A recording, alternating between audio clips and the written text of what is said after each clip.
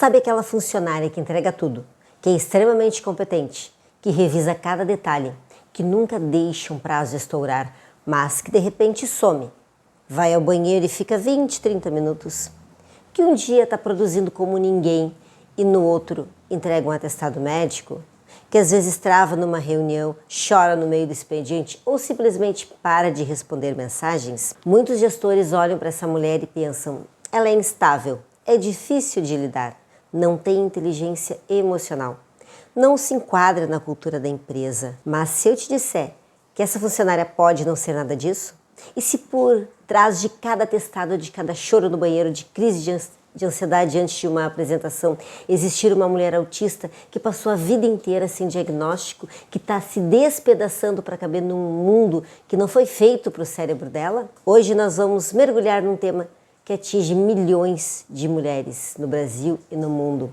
mas que segue invisível para as empresas, para os líderes e às vezes para as próprias mulheres. O autismo feminino no ambiente de trabalho. Vamos entender o que é o mascaramento social, essa exaustiva mascaragem social que as mulheres aprendem a fazer desde pequena. Vamos falar de meltdown, de shutdown, que não são frescura, mas sim traumas psicológicos reais. Por que mulheres mascaram mais que homens e são demitidas injustamente? Quais doenças físicas o mascaramento prolongado pode causar? E mais importante, o que práticas integrativas podem fazer por essas mulheres? Vou compartilhar com vocês porque eu uso essas práticas e posso falar disso porque me acompanham a vida inteira essas dificuldades e também a solução que eu encontrei. E se tu curte temas como terapias integrativas e espiritualidade universalista, considere se inscrever no canal e compartilhe com quem possa gostar ou ouvir a respeito destes assuntos. Para entender o que acontece no ambiente de trabalho, a gente precisa começar lá do começo. E o começo é uma pergunta incômoda. Por que o diagnóstico de autismo em mulheres é tão tardio? Quando ele acontece? Os dados que ninguém te conta. Durante décadas, o autismo foi considerado uma condição quase exclusivamente masculina. Os estudos clássicos falavam em proporções de 4, 5, até 10 meninos para cada menina. E sabe por quê? Porque os critérios diagnósticos foram construídos com base na observação de meninos. Só que o autismo em mulheres é diferente. Não é mais leve, não é menos grave. Ele se manifesta de outra forma. E isso tem um nome técnico, fenótipo do autismo feminino, que aliás é um forte causador do alto índice de depressão feminina. A Pesquisa Nacional de Saúde indica que no Brasil o diagnóstico atinge 14,7% das mulheres e apenas 5% dos homens. Enquanto o homem autista tende a externalizar, ele pode ser mais direto ao ponto de parecer rude, interesses muito específicos e visíveis, pode evitar contato visual de forma mais evidente. A mulher autista internaliza. Desde muito cedo as meninas percebem que são diferentes, mas ao invés de se isolar completamente, ela observa, estuda as outras meninas como se estivesse fazendo um trabalho de campo.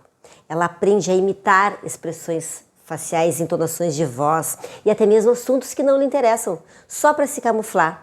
E esse processo começa na infância, atravessa a adolescência e chega à vida adulta completamente automatizado. Tão automatizado que muitas mulheres passam décadas, às vezes a vida inteira, sem saber que são autistas. Elas só sabem que tudo é mais difícil, que tudo cansa mais, que o mundo parece ter um volume muito alto, enquanto todo mundo age como se tivesse tudo normal. E eu vou trazer também a minha própria experiência.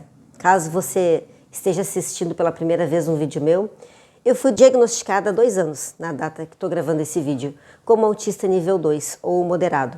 E tenho um filho autista nível 3.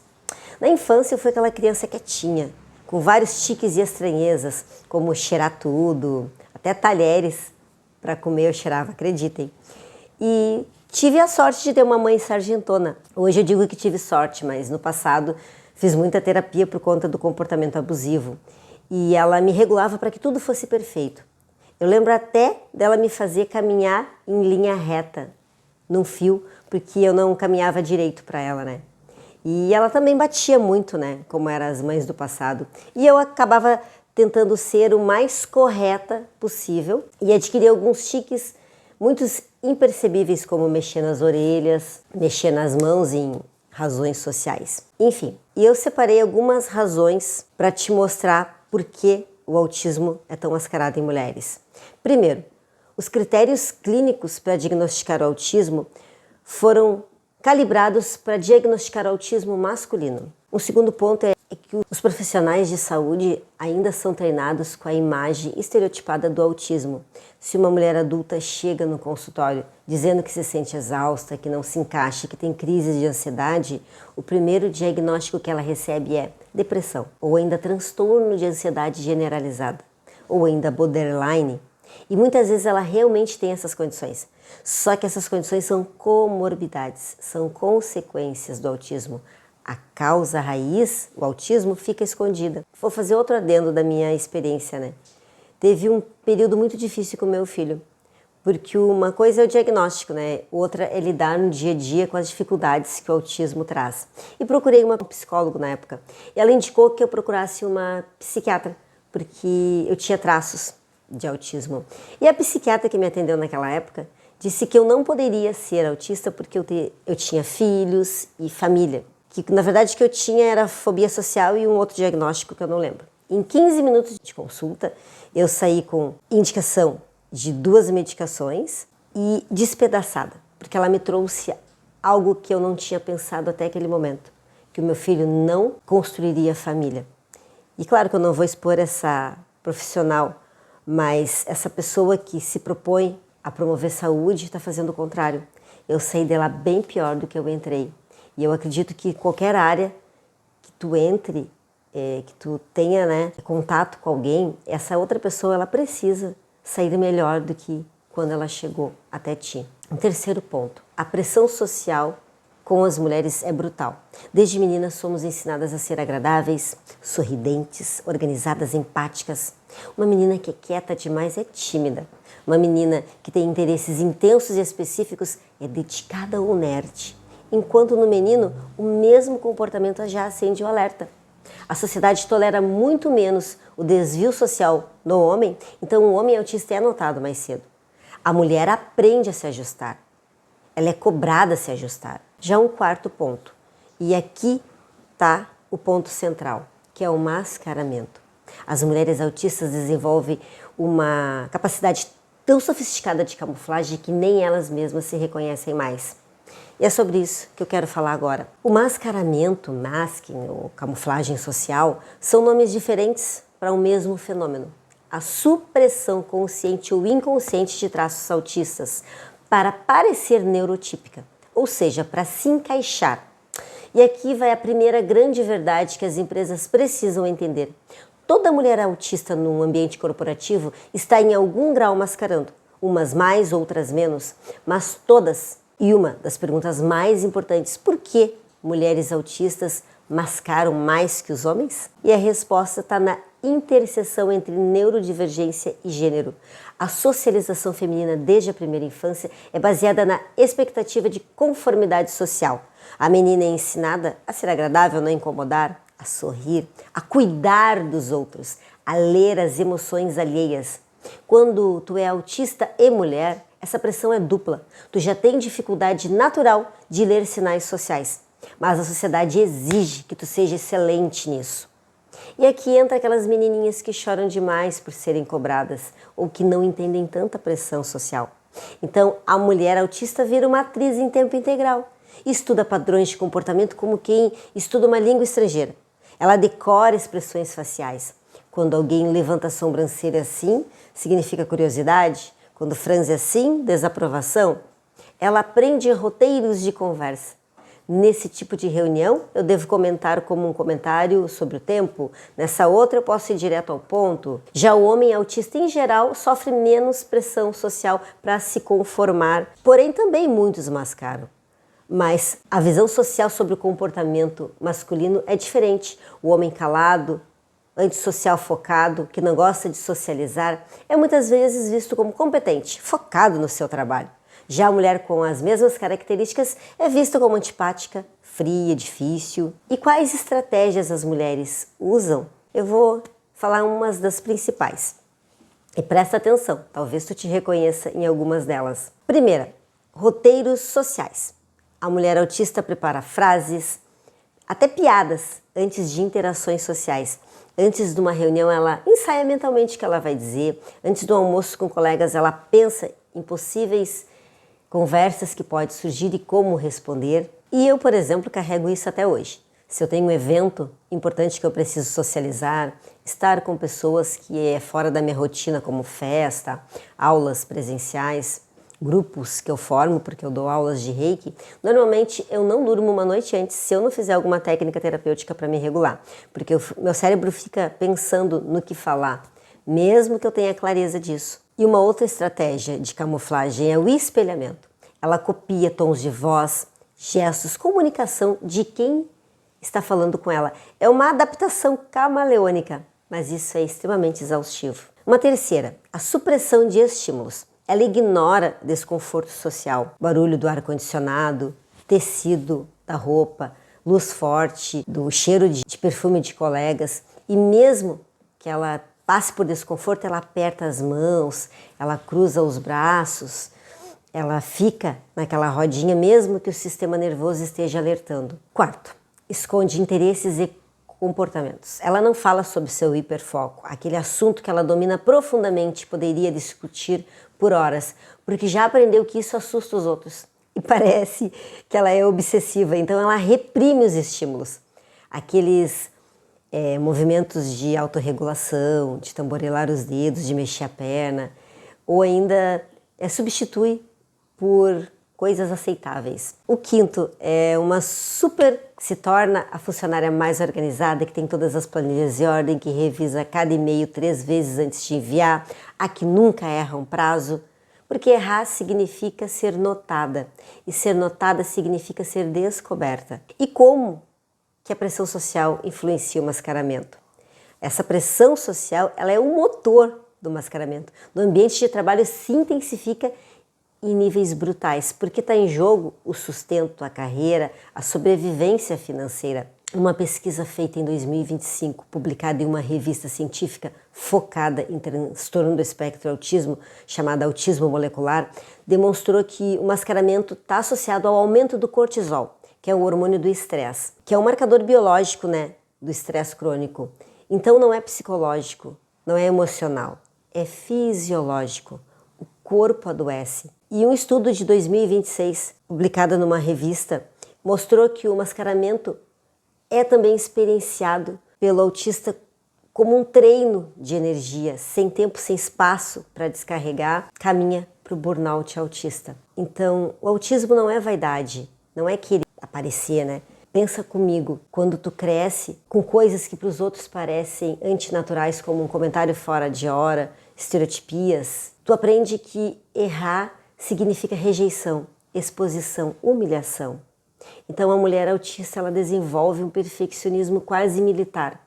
Ela revisa tudo, ela antecipa todos os cenários possíveis. Ela trabalha 10 vezes mais para entregar algo impecável, porque se estiver impecável ninguém vai questioná-la. Se estiver impecável, ela vai estar segura. E esse problema não é sustentável. Agora que tu já entendeu o que é mascaramento e como ele acontece, vamos para um cenário concreto. Os dias a dias no trabalho. Quais os principais sintomas, das mulheres autistas no ambiente profissional? Não estamos falando aqui da imagem estereotipada, mas sim da realidade vivida. Ela inclui hiperfoco, intensidade de trabalho. Ela pode ter uma adaptação quase sobre-humana sobre o que interessa. Ela pode produzir em 3 horas o que a equipe produz em 3 dias, mas quando a tarefa não ativa esse hiperfoco, principalmente quando precisa de uma interação social, a produtividade pode despencar. E isso é interpretado como dificuldade em instruções. Dá o teu jeito, resolve aí. E essas frases acabam sendo um pesadelo para a mente autista, porque precisa de clareza. Ela interpreta de forma literal. Se a instrução não for específica, a ansiedade vai disparar. As dificuldades com reuniões, porque as reuniões são uma tempestade perfeita. linguagem corporal, muitas vozes, assuntos que mudam rapidamente, a pressão para falar na hora certa, as luzes do ambiente e o pior de tudo, as famosas dinâmicas e quebra-gelo. Porque para muitas mulheres, cada reunião é uma maratona cognitiva, comunicação direta, falta de tato. A mulher autista, ela tende a ser direta e honesta, ela não faz jogos políticos. Ela fala o que ela pensa. E no ambiente corporativo que prioriza a comunicação indireta, pode ser lido como grosseria, não saber se comunicar ou falta de linguagem política. E a falta de previsibilidade, reorganizações de equipe, desregula profundamente o sistema nervoso autista.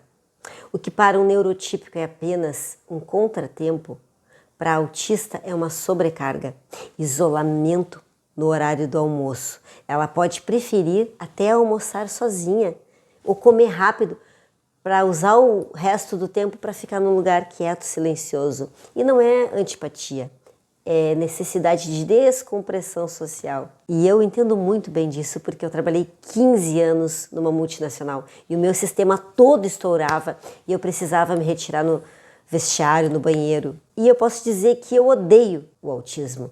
Mas o diagnóstico foi um divisor de água para o meu autoconhecimento de uma vida inteira.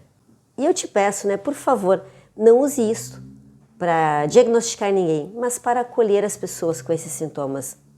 Porque o diagnóstico precisa ser feito por profissionais. E aquela funcionária que entrega tudo com qualidade profissional, mas sempre parece exausta, sempre competente tecnicamente, mas some dos eventos da empresa. Evita contato visual, mas faz um contato sutil, olhando para a testa, para trás da pessoa. Ela tem reações físicas visíveis a sons altos, mudanças de temperatura, se assusta, contrai e fecha os olhos, demora para responder perguntas numa conversa, não por não saber, mas porque está processando e reformulando a resposta mais adequada socialmente. Ela pede muitas informações. Isso mesmo? Entendi certo? Posso validar o que eu entendi? Porque ela precisa de certeza. Ela oscila entre autismo e produtividade, dias que parece apagada. Adoece com frequência, tira atestados, tem problemas de enxaqueca ou gastrointestinais recorrentes. E quais gatilhos sensoriais podem afetar a mulher autista em ambientes corporativos? Os gatilhos sensoriais são os aspectos mais negligenciados pelas empresas. E aqui vai uma lista que toda RH deveria conhecer. Iluminação fluorescente, aquela luz branca que pisca, numa frequência que a maioria das pessoas não percebe, mas para o cérebro autista é como uma britadeira visual, ruído de fundo constante. O ar-condicionado, o zumbido dos computadores, conversas paralelas, telefones podem estar tocando. O cérebro autista tem dificuldade de filtrar esses sons. Ele ouve tudo ao mesmo tempo. Perfumes, odores, cheiros do café, do perfume do colega, de produto de limpeza. A hipersensibilidade olfativa é muito comum. Tecidos e etiquetas das roupas, o uniforme da empresa, o tecido social obrigatório, para muitas mulheres é uma tortura diária. Toque inesperado. Aquele colega que encosta no ombro, o abraço do chefe, um aperto de mão, pode desencadear uma reação de estresse intensa. A temperatura. A mulher autista pode ter dificuldade enorme de regular a temperatura. O ar-condicionado pode ser insuportável. Alguns sinais de sobrecarga iminente incluem a pessoa ficar mais quieta que o normal, começar a esfregar as mãos, balançar as pernas ou fazer movimentos repetitivos. Responder de forma mais curta, monossilábica, a expressão social, facial fica tensa e aí ela pode ficar fechando os olhos por alguns segundos ou ainda sair da sala. E aí nesse momento é que a bomba relógio está armada. E é sobre ela que a gente vai falar um pouquinho agora. Meltdown e shutdown e o corpo em colapso. Chegamos ao ponto mais crítico e talvez o mais incompreendido. Aquela funcionária que chorou no meio do expediente, que explodiu com o colega do nada, ou que simplesmente travou e não conseguiu falar e foi para o banheiro por 40 minutos. O que aconteceu ali? Aconteceu o que a comunidade autista chama de meltdown ou shutdown. Eu preciso que tu entenda isso. Não é birra, não é drama, não é manipulação, não é falta de profissionalismo. É um colapso neurológico. Meltdown é a explosão. O meltdown ou crise de regulação é quando o cérebro autista recebeu mais estímulos do que consegue processar. É como um curto-circuito.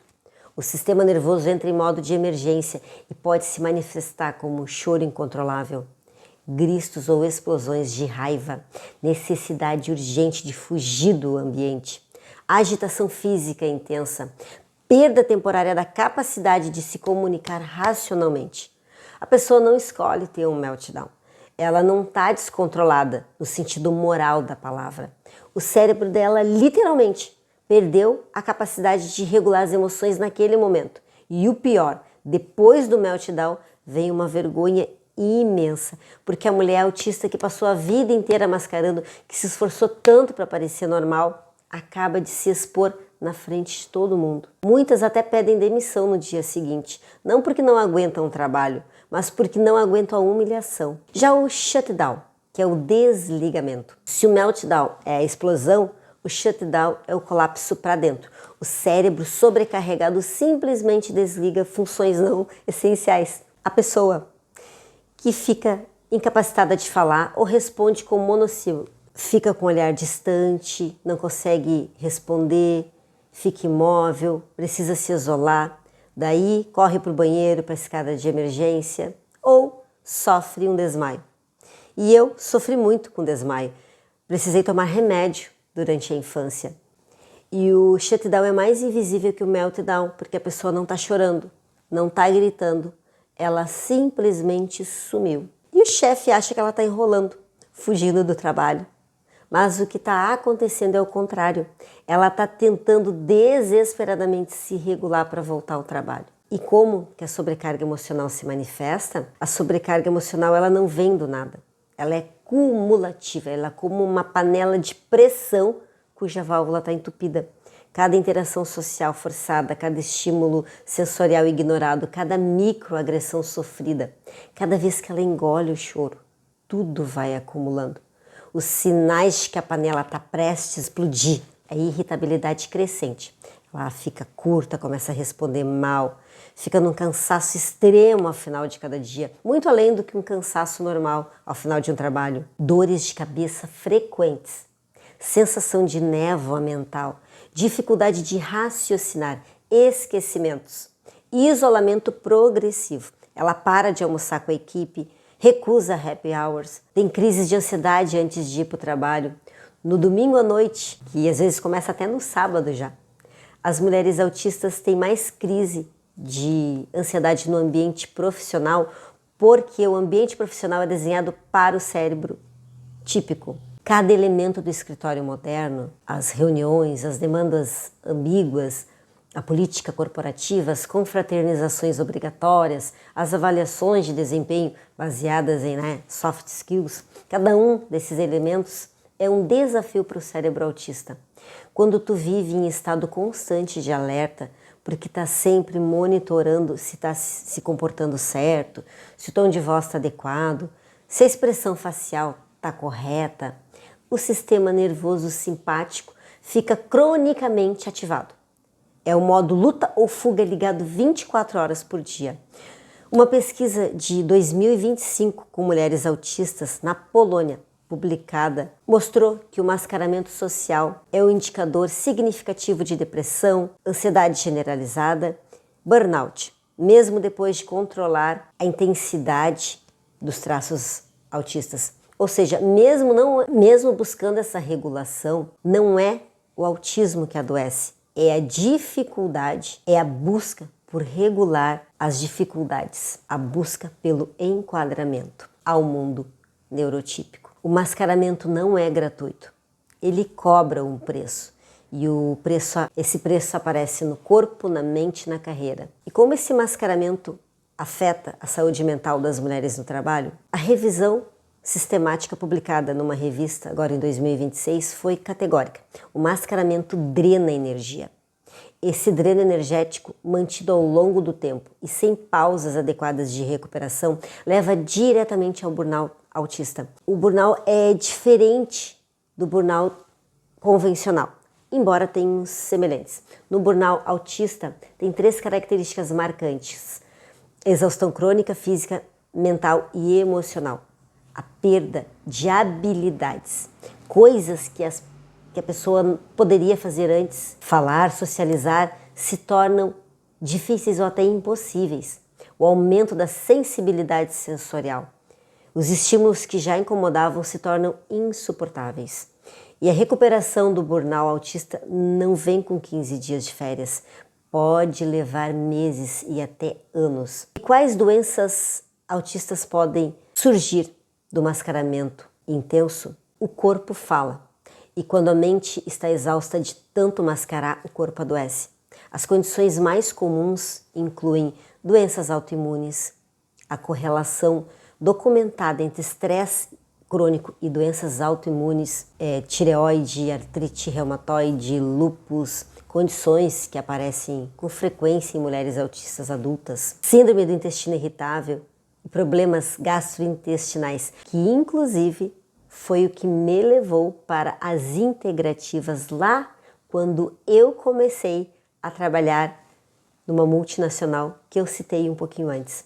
Eu comecei com crises intensas por conta da síndrome do intestino irritável. E hoje isso já é comprovado cientificamente que mulheres autistas têm mais propensão de ter quando estão passando por esse estresse social intenso. Porque o eixo intestino-cérebro é profundamente afetado pelo estresse crônico. Muitas mulheres relatam problemas severos, fibromialgia, dor crônica generalizada associada a traumas e estresse prolongado, enxaqueca crônica, sobrecarga sensorial diária é um gatilho constante, distúrbios do sono, ruminação mental noturna. O que será que eu falei errado hoje? Será que perceberam?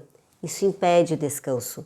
A síndrome da fadiga crônica, aquela fadiga que não passa com descanso. Qual a relação entre atestados médicos frequentes e autismo não diagnosticado? É aqui que tudo se conecta. Aquela funcionária que vive dando atestado, será que ela está realmente doente? Sim, ela está. Mas a causa raiz pode não ser uma virose atrás da outra. A causa raiz pode ser um sistema imunológico reprimido pelo mascaramento. Cada atestado é um pedido de socorro que ninguém está lendo. E aqui está o ciclo vicioso. A mulher autista mascara no trabalho. O mascaramento gera estresse. O estresse crônico adoece o corpo. Ela coloca atestado para se recuperar. No atestado ela é julgada como pouco comprometida. E para compensar esse julgamento, ela mascara ainda mais quando volta. E o ciclo recomeça. Cada vez mais intenso. Quais sinais de exaustão? Indica o mascaramento autista no trabalho. Alguns sinais, são que aquela funcionária que era detalhista começa a cometer erros, começa a chorar, começa a se atrasar, algo que antes nunca acontecia. Ela para de contribuir em reuniões, ela se ausenta mais. Banheiro, pausas, preciso pegar um ar, tomar uma água. Apresenta sinais físicos visíveis, como olheiras profundas, tremor nas mãos, perda ou ganho de peso excessivo. E o mascaramento não afeta só a saúde, ele destrói carreiras de duas formas. Primeiro, a mulher autista que mascara intensamente pode até subir na carreira, mas a que custo? Ela chega a cargos de liderança completamente esgotada, desenvolvendo burnout e precisando se afastar. Segundo, e mais comum, a mulher autista é constantemente preterida em promoções porque não tem o perfil. Ela entrega o resultado, mas não faz networking. Ela é competente, mas não tem presença. Ela é dedicada, mas não se comunica bem. E o resultado é que muitas mulheres autistas altamente qualificadas ficam estagnadas, ou pior, são demitidas. E é sobre isso que vamos falar agora. Vamos falar de algo que acontece todos os dias e ninguém denuncia. Por que as mulheres autistas são demitidas tão injustamente? Em julho de 2025, a 5ª Vara do Trabalho de Osasco condenou uma grande empresa de tecnologia brasileira por demitir uma funcionária autista pouco mais de um mês após ela revelar o diagnóstico. As justificativas da empresa, nota de cultura, colaboração, ambidestria, a juíza reconheceu que esses mesmos critérios penalizavam justamente características do autismo: dificuldade de socialização, adaptação sensorial e apego a rotinas. Esse caso não é exceção, é regra. Mulheres autistas são demitidas injustamente por uma razão estrutural. Os critérios de avaliação de desempenho são baseados em padrões neurotípicos de socialização. A funcionária entrega resultado, mas não sorri o suficiente.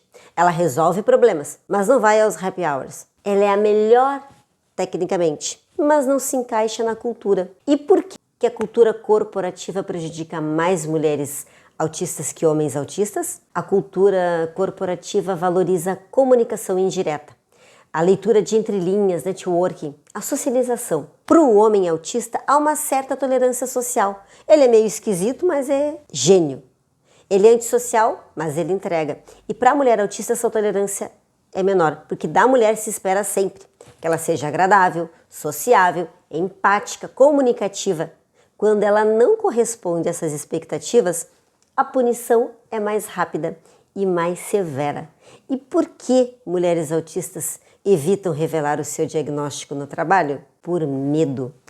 E o medo é justificado, porque quando uma mulher revela o diagnóstico de autismo no trabalho, ela pode ser tratada como incapaz ou coitadinha, ter as suas responsabilidades reduzidas sem o seu consentimento, ser excluída de projetos importantes, ser alvo de piadas e microagressões, ser demitida, como o caso que eu contei. E a revelação do diagnóstico é um direito, mas também é um risco, e muitas mulheres fazem as contas e decidem que mascarar é menos arriscado do que revelar. E por que as mulheres têm dificuldade em pedir ajustes razoáveis? Primeiro, porque muitas nem sabem que têm direito a ajustes, porque muitas nem receberam um diagnóstico formal. O segundo é que pedir ajustes é revelar uma vulnerabilidade, e a mulher passou a vida inteira tentando esconder justamente isso.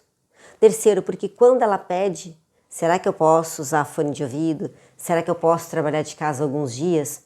Muitas vezes o pedido é negado ou tratado como privilégio.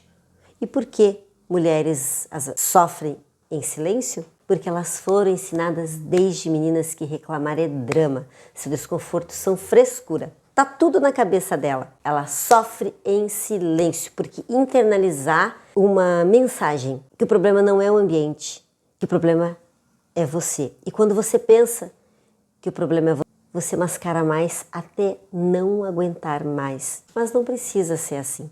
Existem caminhos, existem ferramentas. E é sobre eles que vamos falar um pouquinho agora. Vou falar como a Regina, que está aqui por trás do vídeo, não como a pesquisadora, não como quem está falando.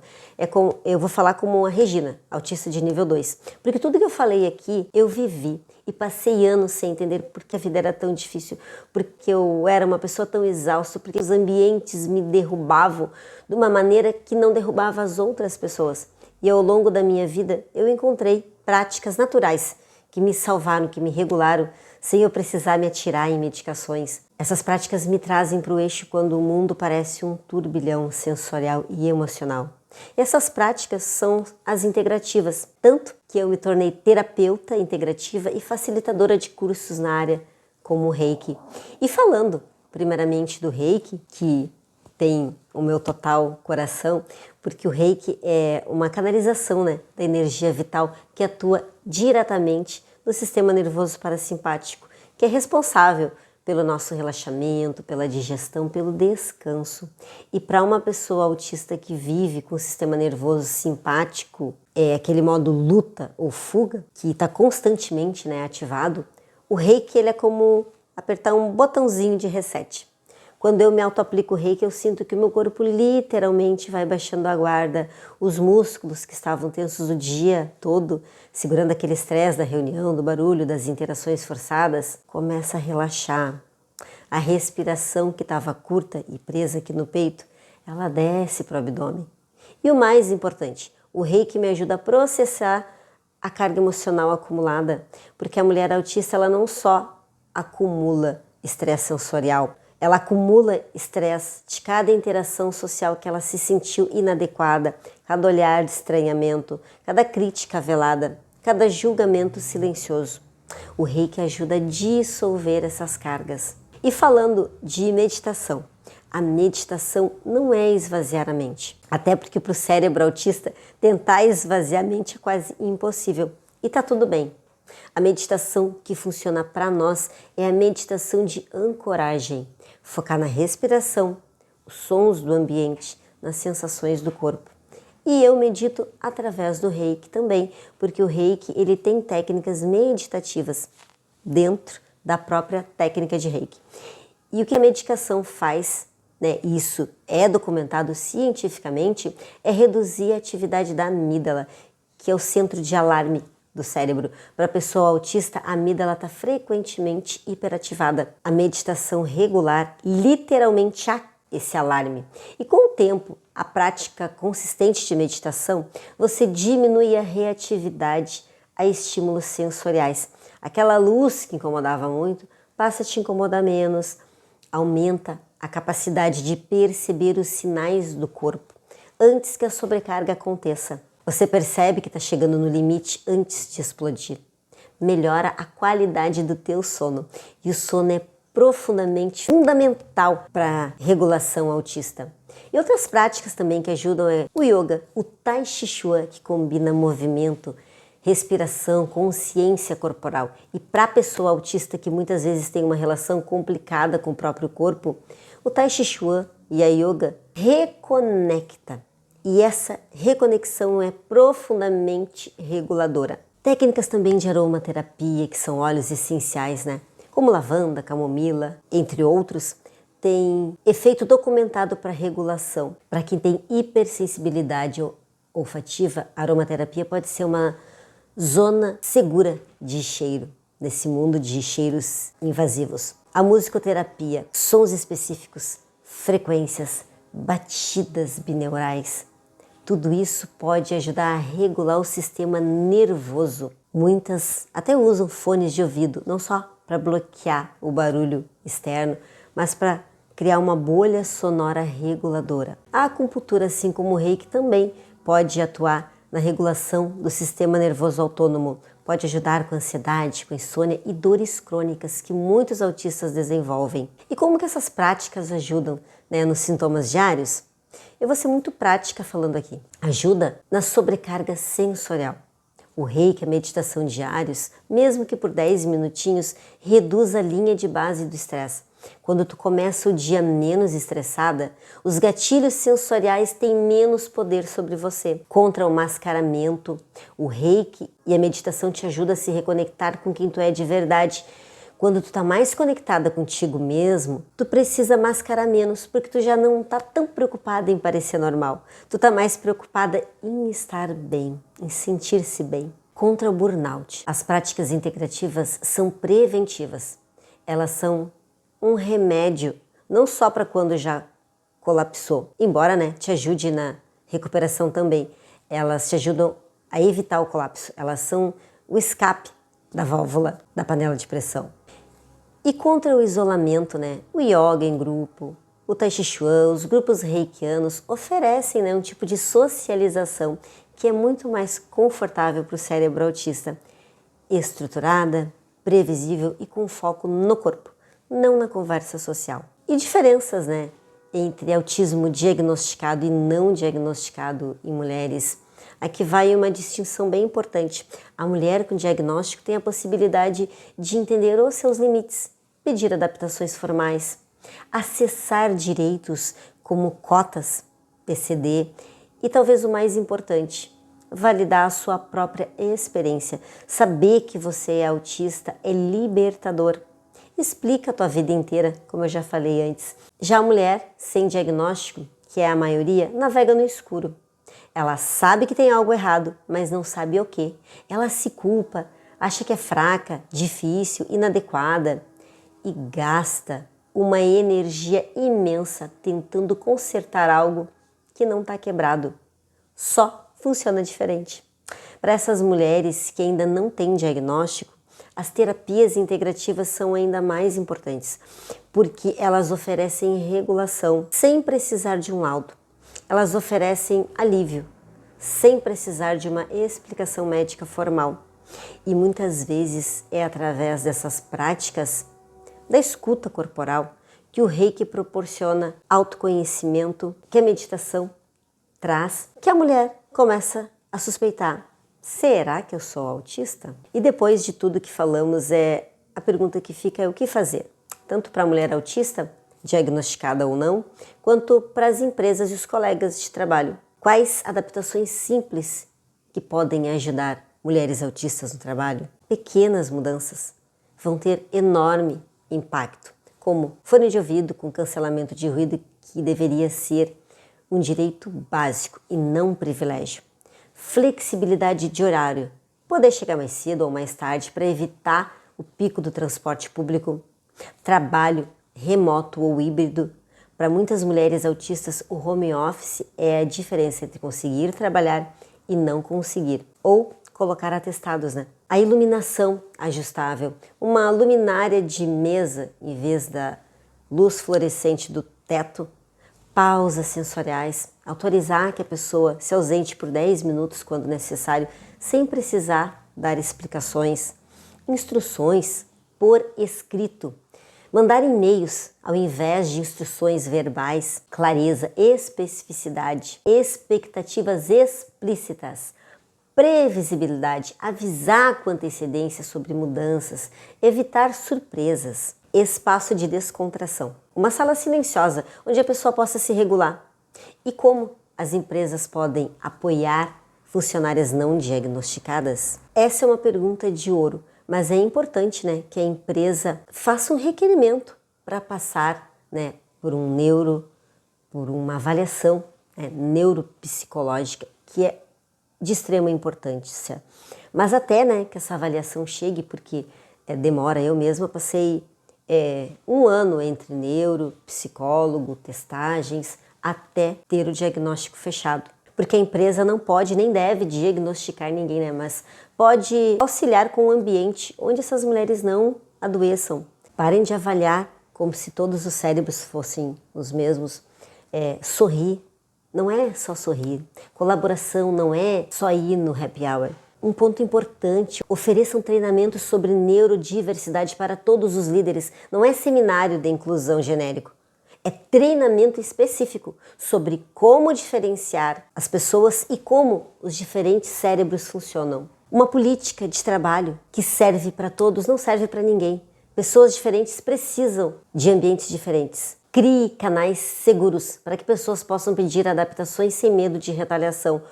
Porque se a única forma de pedir um fone de ouvido é revelar um diagnóstico, a maioria nunca vai pedir. E o mais importante, tratem os atestados médicos como um sinal, não como um problema. Uma funcionária que tira muitos atestados não está enrolando.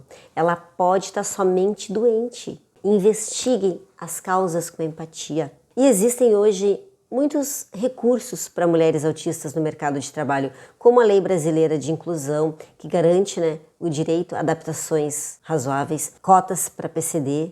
Pessoas autistas têm direito a vagas, direito de atendimento no SUS. Comunidades também de mulheres autistas, né, em Face, no WhatsApp, onde mulheres compartilham as suas diferenças, dificuldades e também um apoio mútuo. Procure profissionais especializados em inclusão de neurodivergentes no trabalho. E se você é colega de trabalho e percebe que alguém é mais calado que o normal, que tem oscilações de humor frequentes, se ausenta muito para o banheiro, enfim, todos os sinais que eu falei aqui no vídeo, não julgue, não exclua, não fofoque, acolha.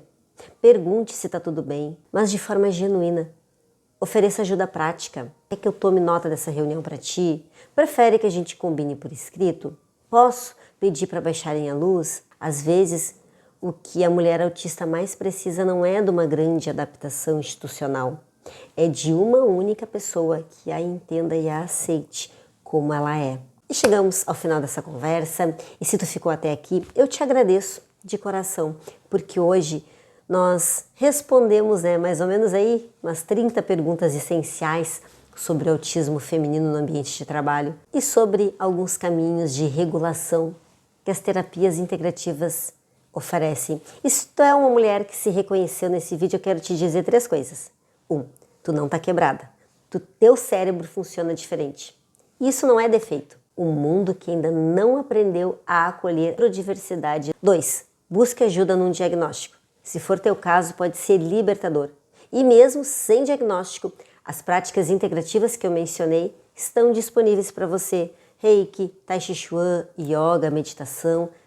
Experimente, veja o que ressoa com você. Terceiro, você não está sozinha. Existe uma comunidade imensa de mulheres autistas se apoiando e lutando por seus direitos. E se tu é profissional de RH, se tu é líder, olha para aquela tua equipe com outros olhos. Aquela funcionária que errou pode ser a pessoa mais brilhante da tua equipe.